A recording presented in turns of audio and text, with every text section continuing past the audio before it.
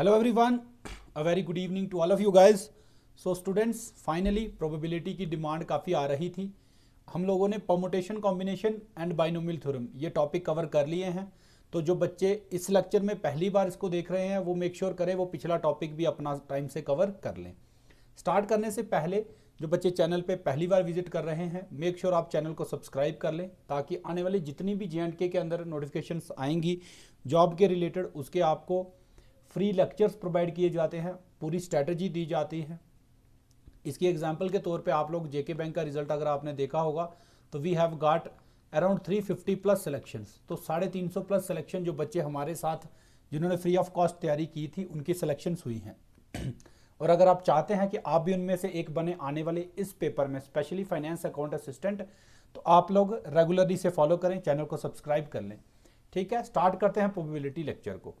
तो प्रोबेबिलिटी का जो टॉपिक है मैंने इसको जहाँ तक एनालाइज किया है मुझे लगता है ये जो प्रोबेबिलिटी है ये आपको क्लास 11 प्लस क्लास 12 की जो NCERT बुक है इसके बेसिस पे पूछी जाएगी.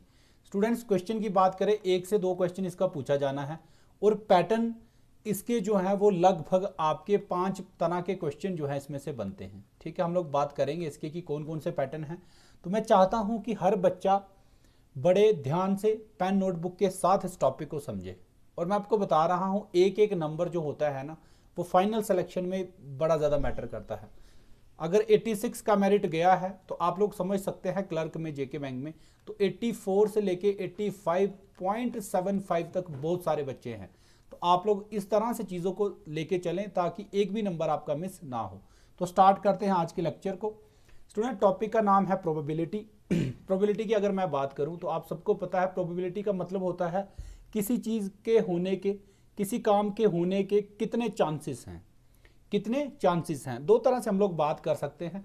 एक सबसे पहले हम लोग बात करते हैं परसेंटेज में, है ना. परसेंटेज अगर किसी काम के होने की जो प्रोबेबिलिटी है कोई चांस बिल्कुल ज़ीरो है तो हम बोलेंगे 0%. और अगर पता है कि ये काम होना ही होना है, पक्का होना है तो हम लोग क्या बोलते हैं कितनी परसेंट, 100%. प्रोबेबिलिटी के केस में उल्टा होता है. प्रोबेबिलिटी की सबसे खास बात ये होती है कि प्रोबेबिलिटी की जो रेंज है रेंज वो 0 से स्टार्ट होती है और 1 पे जाके ख़त्म हो जाती है. ठीक है, तो इस तरह से हम लोग इसको लिखते हैं. अगर x को मैं यहाँ पे प्रोबेबिलिटी मानता हूँ किसी भी चीज़ की प्रोबेबिलिटी वो लाई करती है आपकी 0 से बड़ी होती है वैल्यू और 1 से छोटी होती है या फिर 1 के बराबर या फिर 0 के बराबर. तो ये कंडीशन सबसे पहली हो सकता है एग्जाम में क्वेश्चन यही पूछ ले which of the following is true. 4 option दे देगा, इनमें से एक आध रिलेशन आपसे पूछ लेगा. तो मोस्ट इंपॉर्टेंट फैक्ट जो बच्चे मिस कर जाते हैं, स्किप कर जाते हैं, ये आपने याद रखना है that probability lies between 0 and 1. 0 के बराबर हो सकती है अगर कोई भी चांस वहां पे ना हो और अगर पक्का पता है कि 100% होना ही होना है तो प्रोबेबिलिटी 1 होती है. हम लोग बात करेंगे इस टॉपिक के बारे में डिटेल में, लेकिन अभी के लिए आप लोगों ने नोट 1 करके नोटबुक पे नोट कर लेना है that probability always lies between or equal to 0 and 1. Clear. अब हम लोग बात करें कि ये जो अभी हम लोग स्टार्ट करें ये क्लास 11 की प्रोबेबिलिटी से हम स्टार्ट करेंगे. प्रोबेबिलिटी के पैटर्न्स की मैं बात करूं, क्वेश्चन आपसे सेट के बेसिस पे पूछा जा सकता है प्रोबेबिलिटी के अंदर. सेकंड आपका कॉम्बिनेशन के बेस पे पूछा जा सकता है. ठीक है, तो मतलब सेट और कॉम्बिनेशन आपको नेसेसरी हो गए हैं अगर आपने प्रोबेबिलिटी को पढ़ना है. थर्ड पैटर्न की अगर मैं बात करूं तो जो आपकी जनरल प्रोबेबिलिटी जो आपकी पूछी जाती है बेसिकली 3 चीज़ों के ऊपर. पहला आपका होता है कॉइन्स के बेसिस पे, देन डाई के बेसिस पे, ठीक है, देन आपका कार्ड्स के बेसिस पे. तो ये सारी चीज़ें हम लोग करेंगे धीरे धीरे कवर. लेकिन मैं चाहता हूँ आप लोग थोड़ी सी रिसर्च, थोड़ी सी प्रैक्टिस प्रोबेबिलिटी की खुद भी करें क्योंकि ये टॉपिक अगर आप सोचोगे कि सर के पढ़ाने से पूरा का पूरा एक बार में आपको समझ आएगा तो पॉसिबल नहीं है. ठीक है, 11-12 के टॉपिक्स हैं तो इसीलिए थोड़ा सा खुद से भी आपने मेहनत करनी है. क्लियर. प्रोबेबिलिटी के फॉर्मूले की एक बार बात कर लेते हैं. वैसे तो सबको पता होता है क्योंकि अब धीरे धीरे हम लोग जाने वाले हैं अपने मेन टॉपिक की तरफ. प्रोबेबिलिटी की अगर बात करें 2 चीज़ों को डिवाइड किया जाता है स्टूडेंट्स. फेवरेबल केसेस अगर डिटेल में नहीं समझ आएगा आगे आएंगी ये सारी चीज़ें, बट मैं एक थोड़ा सा ना कॉन्सेप्ट बना के चल रहा हूँ स्टार्टिंग से. Divided by total number of outcomes. कई बार आउटकम्स लिख देते हैं, कई बार केसेस लिख देते हैं, तो उससे फर्क नहीं पड़ेगा. एक छोटी सी एग्जांपल लेंगे. मान लो मेरे पास एक कॉइन है, ठीक है, एक कॉइन है, उसको मैंने टॉस किया. एक कॉइन को क्या किया, टॉस. तो उसके दो ही फेस होते हैं, आपको पता है, या तो उसके ऊपर हेड है, एक साइड क्या है, टेल है। अगर मैं पूछूं बताओ प्रोबेबिलिटी किस हेड के आने की प्रोबेबिलिटी क्या है, हेड के आने की प्रोबेबिलिटी क्या है, ये सारे बच्चे समझ सकते हैं, सिंपल। और आपको एक चीज बता देता हूं, अगर आप सिंपल चीजों से रिलेट करते हुए कोई चलते हो ना, फिर चीजें आपको जल्दी समझ आती हैं और कभी भूलती भी नहीं है, ठीक है। ओके, मैं पूछूं एक कॉइन टॉस किया, एक कॉइन को टॉस किया गया, बताओ हेड के आने की प्रोबेबिलिटी कितनी है। तो हम पहले यहां से समझते हैं, ये हमारा फॉर्मूला है, हमें डिवाइड करना है, दो चीजें हमें चाहिए, एक टोटल नंबर ऑफ आउटकम्स, तो नीचे वाली तो समझ आ रही है सीधी सीधी, क्या कि टोटल कितने आउटकम्स आ सकते हैं। एक कॉइन टॉस किया, या तो हेड आएगा या टेल आएगा, तो टोटल केसेस कितने हो गए, 2। अब पूछा क्या है, बताओ हेड की प्रोबेबिलिटी, इस तरह से कुछ हम लोग इसको लिखते हैं, ठीक है, ये आएगा, अभी आगे बात करेंगे इसके बारे में। तो हेड, अब दोनों में से हेड के आने के एक एक चांस है ना, दो में से एक उनमें से हेड है, तो फेवरेबल केस कितने हैं, एक, मैं यहां क्या लिखूंगा, एक। तो हमारी प्रोबेबिलिटी क्या बन गई, 1/2, और आप देख सकते हो 1/2 जो है वो 0 से बड़ा है और 1 से क्या है, छोटा है। तो इस तरह से वो जो फैक्ट मैंने आपको लिखवाया था, यहां से हम लोगों ने प्रूव कर लिया। अब हम लोग चलेंगे पूरे टॉपिक को डिटेल में, अब ध्यान से आप लोगों ने समझते जाना है, ठीक है। सबसे पहली बात करेंगे outcomes and sample space. Outcomes के बारे में आपको पता चल गया, अगर एक कॉइन को टॉस करते हैं तो आउटकम क्या आ सकते हैं, हेड या फिर टेल। अगर एक डाइस को टॉस किया, डाई जो आपको या तो 1 2 3 4 5 और 6, इन 6 में से कोई ना कोई आएगा। सैंपल स्पेस का मतलब होता है जब भी आप कोई एक्सपेरिमेंट परफॉर्म करते हैं, एक्सपेरिमेंट कोई बड़ा हुआ नहीं है, सिंपल आपने एक कॉइन को टॉस किया, दैट इज एन एक्सपेरिमेंट, आपने एक्सपेरिमेंट किया, या तो हेड आएगा या तो टेल आएगा, ठीक है। जब भी हम कोई एक्सपेरिमेंट ट्रायल करते हैं तो वहां पे जो भी आउटकम्स पॉसिबल होती हैं उनको जिस फॉर्म में हम लोग लिखते हैं उसको बोला जाता है sample space, sample space. But sample space में चीजों का ध्यान ये रखा जाता है कि सैंपल स्पेस को हम लोग सेट की तरह लिखा जाता है। मैंने बताया अभी आपको कि प्रोबेबिलिटी जो है वो सेट से लिंक्ड है, ठीक है। तो सेट की तरह, सेट की खास बात क्या होती है, set is always written in this type of braces, है ना। तो अगर मैंने एक डाई को टॉस किया तो 6 उसमें पॉसिबल्स हैं, और अगर सैंपल स्पेस में लिखना हो तो सारी की सारी आउटकम्स को हम लोग in the form of a set लिखते हैं। तो सेट में कैसे लिखते हैं, सेट के जो आपके सैंपल पॉइंट बोलेंगे, या फिर जिसमें आप सेट को बोलते थे ना एलिमेंट, एलिमेंट बोलते थे ना हर एक सिंगल को, ऐसे ही यहां पे सैंपल पॉइंट बोला जाता है। इनको हम लोग सेपरेट करते हैं कॉमा के साथ, 5 और 6। तो ये क्या है, एक डाई आपने रोल किया, ठीक है, टॉस किया, उसका एक्सपेरिमेंट किया एक डाई को, तो ये आपका क्या बन गया स्टूडेंट्स, उसका सैंपल स्पेस। सैंपल स्पेस कुछ नहीं है, सैंपल स्पेस जो भी आउटकम्स आपके पॉसिबल हैं उनको इन द फॉर्म ऑफ, जब हम सेट के फॉर्म में लिख देते हैं तो that will be considered as sample space, ठीक है। एक छोटी सी एग्जांपल, सारे बच्चे इसको अपने आप सॉल्व करेंगे। मैंने बोला एक मैंने टॉस किया क्या, कॉइन, एक कॉइन को टॉस किया, एक को, बताओ उसका सैंपल स्पेस क्या होगा, उसका सैंपल स्पेस बनाओ, ठीक है, सैंपल स्पेस बनाओ। हाँ, यहाँ पे एक फैक्ट और बताना चाहूंगा स्टूडेंट, जिस तरह से मैं इसको पढ़ा रहा हूं, अगर आपका कोई भाई बंधु जो 11th या 12th क्लास में पढ़ता है, प्रोबेबिलिटी में दिक्कत है, आप उसको एक बार ये लेक्चर्स जरूर एक बार उसको रेफर करें कि क्या पता उसको इन चीज़ों से, चीज़ों की क्लैरिटी जो है वो हो जाए, ठीक है। सैंपल स्पेस, एक कॉइन टॉस किया तो हमें पता है सैंपल स्पेस में क्या लिखते हैं हम लोग, आउटकम्स। आउटकम्स, एक कॉइन टॉस किया तो 2 ही आउटकम्स पॉसिबल है, या तो हेड या तो टेल। अब जब सैंपल स्पेस बनाना है तो क्या करेंगे, सेट की फॉर्म में लिखेंगे और सेपरेट करेंगे आउटकम्स को बाय अ कॉमा, तो ये उसका क्या बनेगा, सैंपल स्पेस, ठीक है। बात खत्म। पेपर में कभी नहीं पूछेगा व्हाट इज सैंपल स्पेस। हाँ, किसी एक्सपेरिमेंट का सैंपल स्पेस निकालने के लिए दे सकता है, तो वो मैंने आपको सिखा दिया। आपने क्या करना है, जितने भी आउटकम पॉसिबल होंगे उनको in the form of set लिखना है, that is your sample space. और हर एक सिंगल एलिमेंट को हम लोग क्या बोलते हैं, हर एक सिंगल एलिमेंट को बोला जाता है आपका सैंपल पॉइंट, ठीक है स्टूडेंट्स। वीडियो की क्लैरिटी में कोई दिक्कत होगी तो एक बार बता देना, क्योंकि ये जो आपके जो स्क्रीनशॉट लिए होते हैं मैंने, ठीक है, पेज का स्क्रीनशॉट, कई बार उसमें क्लैरिटी कम ज़्यादा हो जाती है, तो बता देना, उस पर वर्क कर लेंगे। क्लियर। तो मूव करते हैं आगे। अब आगे आपकी एग्जांपल नंबर 1। देखो, कोई भी टॉपिक अगर आप उसकी जड़ पकड़ के चलोगे ना तो समझने भी मजा आता है और लाइफ टाइम के लिए आपको भूलता भी नहीं है। बात करेंगे 2 कॉइन्स की। 2 कॉइन है, एक आपके पास 1 रुपी कॉइन है, एक 2 रुपी कॉइन है। उनको हमने क्या किया, टॉस किया गया, 2 कॉइन्स को एक साथ टॉस किया। फाइंड अ सैंपल स्पेस, तो हमें बताना है वहां पे सैंपल स्पेस क्या बनेगा, ठीक है स्टूडेंट्स, एक कॉइन की मैंने बात करी तो या तो हेड आता है या तो टेल। अब क्या है, हमारे पास दो कॉइन्स हैं, ठीक है, दो कॉइन्स हैं, उनको हम लोग टॉस कर रहे हैं। हमारे पास क्या क्या पॉसिबल आउटकम्स हैं, सबसे पहले हमें वो पता होना चाहिए, फिर ही हम उसका क्या लिख सकते हैं, सैंपल स्पेस। कुछ बच्चे आप में से उनको पता होगा कि टू कॉइन का कैसे आता है सैंपल स्पेस या फिर आउटकम्स, बट मैं फिर भी डिटेल करूंगा, ठीक है। तो हम लोग दो कॉइन थ्रो करेंगे, मैं यहां पे लिखूंगा कॉइन 1 की आउटकम, कॉइन 1 की, और यहां पे हम लोग लिखेंगे कॉइन 2 की आउटकम, ठीक है। पॉसिबल आउटकम देखना है, पहले कॉइन पे स्टूडेंट्स या तो हेड आ सकता है, ठीक है, और सेकंड उसके साथ कॉम्बिनेशन में हेड आ सकता है, ठीक है। अगर पहले पे हेड आया है, सेकंड पे टेल आ सकता है, तो ये पहले कॉइन के दो ही केसेस पॉसिबल हैं। सेकंड कॉइन, अगर सेकंड केस, थर्ड एक थ्रो में कॉइन 1 वाले पे हमारे पास टेल आ सकता है, कॉइन 2 वाले पे हेड आ सकता है, यहां पे टेल आ सकता है, यहां पे टेल आ सकता है, ठीक है, बात समझ आ गई। तो यही हमारे चार क्या है, पॉसिबल आउटकम्स हैं, किसमें, जब हम लोगों ने क्या किया, दो कॉइन्स को थ्रो किया। अब चाहे वो दोनों सेम हो अलग अलग हो, फर्क नहीं पड़ता, क्योंकि आउटकम्स दोनों के सेम है। 1 रुपए कॉइन के ऊपर भी हेड टेल है, 2 रुपए के कॉइन के ऊपर भी हेड टेल है, ठीक है। तो अगर हम इसको सैंपल स्पेस में लिखना चाहेंगे तो हम लोग कैसे लिखेंगे वो समझो। एक तो पता है सेट की फॉर्म में लिखना है, और आउटकम्स, दो कॉइन्स को एक साथ टॉस किया, या तो दोनों पे हेड आ सकता है, तो हम लोग इसको इस तरह से लिखते हैं, ठीक है। सेकंड, या तो हेड टेल आ सकता है, ये लिख दिया, या तो टेल हेड आ सकता है, या फिर टेल एंड टेल आ सकता है, क्लियर। तो ये आपके चार पॉसिबल आपके क्या है, केसेस हैं, आउटकम्स हैं। तो दो कॉइन की थ्रो का सैंपल स्पेस इस तरह से लिखा जाता है।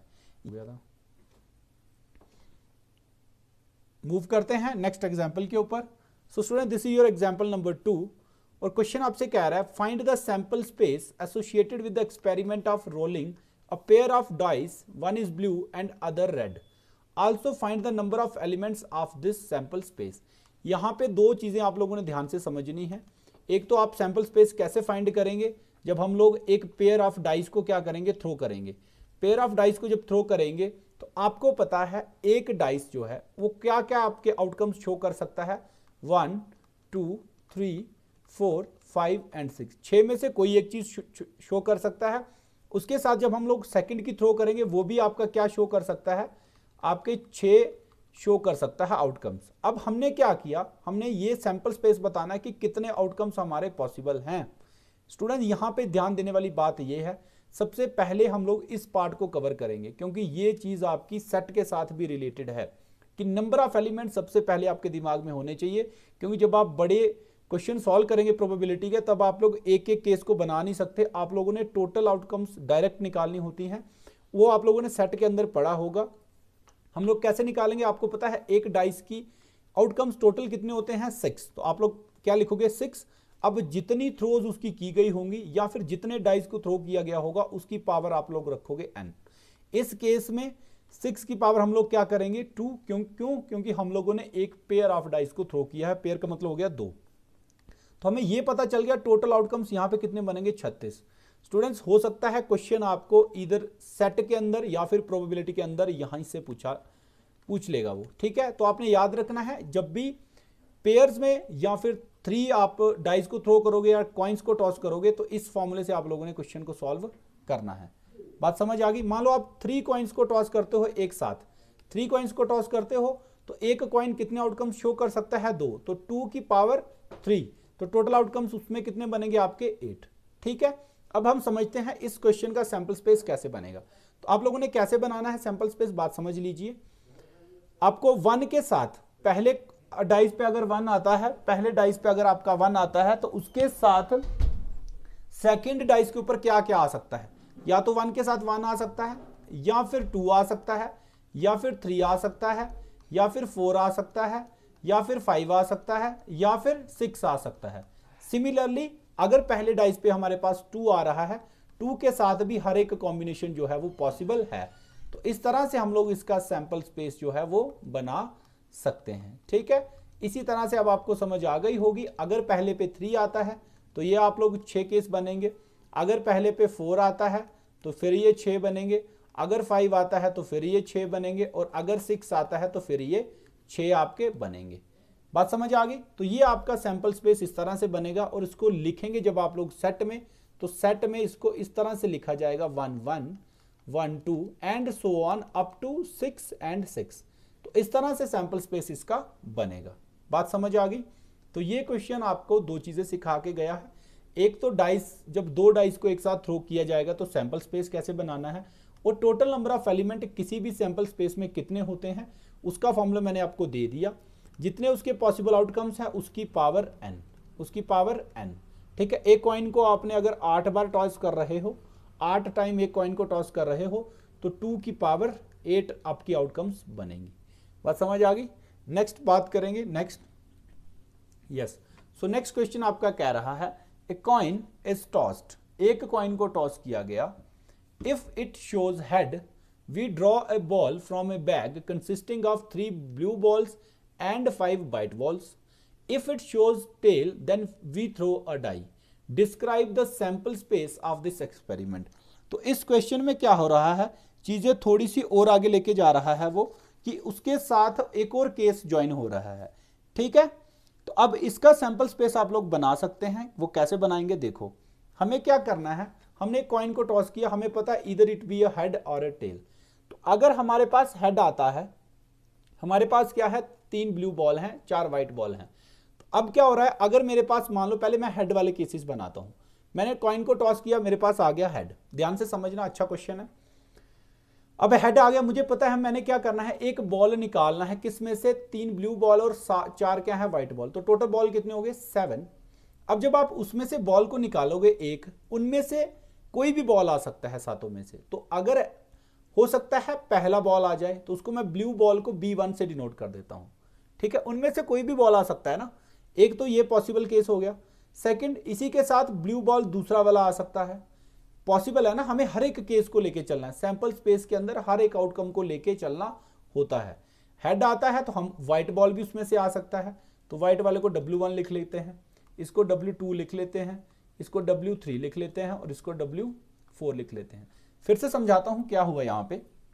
उसने कहा एक कॉइन को मैंने किया टॉस, अगर उस पे हेड आता है तो हम लोग क्या करेंगे, एक बॉल निकालेंगे, किसमें से, बैग में से, जिसमें 3 ब्लू बॉल हैं और 4 क्या हैं, व्हाइट बॉल हैं। ठीक है, तो अब अगर मेरे पास हेड आ गया तो उसके साथ मैं क्या करूंगा, मैं बॉल निकालूंगा एक। अब उनमें से कोई भी बॉल आ सकता है, इधर इट भी ब्लू में से, तीनों में से कोई भी, व्हाइट चारों में से कोई भी। तो ये हमारा सैंपल स्पेस बन गया। कितना, जब तक हमारा क्या आया था, कॉइन के ऊपर क्या आया था, आपका हेड आया था। अब अगर उसमें टेल आता तो हम क्या करते, हम एक डाई को थ्रो करते। तो टेल के साथ कॉम्बिनेशन में अब क्या क्या आ सकता है, डाई को थ्रो करते तो यहां तो 1 2 3 4 5 और 6, इनमें से कोई भी आ सकता है, कोई भी आ सकता है। तो हम क्या करेंगे, टेल के साथ या तो 1 आएगा, या टेल के साथ 2 आएगा, या टेल के साथ 3 आएगा, या टेल के साथ 4 आ सकता है, या फिर 5 आ सकता है, या फिर 6 आ सकता है। तो ये आपका सैंपल स्पेस बन गया इस क्वेश्चन का। ठीक है स्टूडेंट्स, मुझे पता है थोड़ी थोड़ी दिक्कत होगी आपको स्टार्टिंग में इन चीज़ों को समझने में, बट आप लोग फिर भी एक बार रिवाइज करना और ध्यान से समझना, क्योंकि अगर सैंपल स्पेस एक बार दिमाग में आ गया तो प्रोबेबिलिटी, मेरी गारंटी है, मैं आपको बड़े आसान तरीके से आपको हर एक क्वेश्चन सॉल्व करा दूंगा।